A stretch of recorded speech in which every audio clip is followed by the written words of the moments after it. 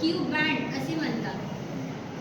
त्याच्यानंतर डेल्टा जे is equal to -2. आपण डेल्टा जे इज इक्वल टू -2 ला स्टोक्स लाईन म्हटलं होतं.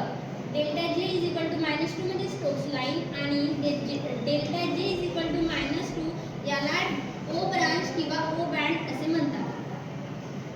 त्याच्यानंतर डेल्टा जे इक्वल टू +2 म्हणजे आपण अँटी स्टोक्स लाईन म्हटलं होतं.